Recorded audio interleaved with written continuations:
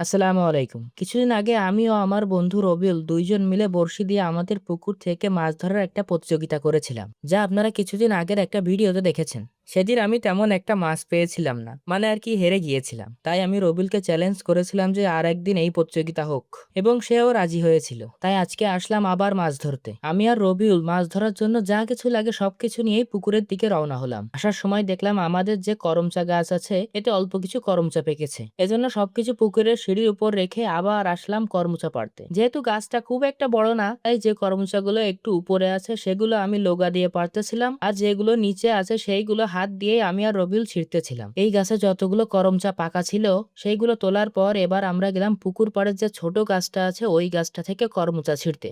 যতগুলো করমচা হয়েছে সেগুলো নুন ঝাল ও একটু বেশি পরিমাণ চিনি দিয়ে মাখিয়ে খেলাম। এই মাখা খেতে মাশাআল্লাহ অনেক মজা হয়েছিল। আপনারা যারা এই মাখা খেয়েছেন তারাই বুঝবেন এটা খেতে কেমন মজা। এবার আমি কুড়ো ও ভুসি মাখিয়ে দুই পাশে দিলাম। আজও এক পাশে আমি বড়শি ফেলবো আর অন্য পাশে রবিউল বড়শি ফেলবে। আমি যে ফাইবার ছিপটা দিয়ে মাছ ধরবো আমি সেইটা ঠিক করতেছিলাম। আর আমরা মাছ ধরার জন্য একটা বল্লার বাসা ভেঙেছিলাম। আর এই বল্লার ডিমই আমরা টোপ হিসেবে ব্যবহার করব।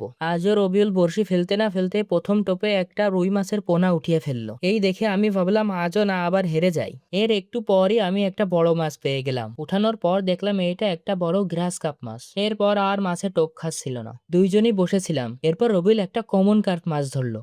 এরপর শুরু হলো বৃষ্টি। যেহেতু এখন বৃষ্টির সময় তাই যে কোনো সময় হঠাৎ করেই বৃষ্টি চলে আসে। এই বৃষ্টির সময় আমরা পুকুরের সামনে যে ঘের আছে সেই ঘেরটাতে মাছ ধরতে এসেছিলাম। এই বৃষ্টির মধ্যেও আমরা ছাতা নিয়ে মাছ ধরা চালিয়ে যাচ্ছিলাম। এইখানে আমি একটা ছোট তেলাপিয়া ও একটা চিংড়ি মাছ ধরেছিলাম, কিন্তু রবিউল কিছুই পাইনি। এরপর আমরা আবার আসলাম পুকুরে মাছ ধরতে। পুকুরে এসে আমি একটা ট্যাংরা মাছ পেয়ে গেলাম।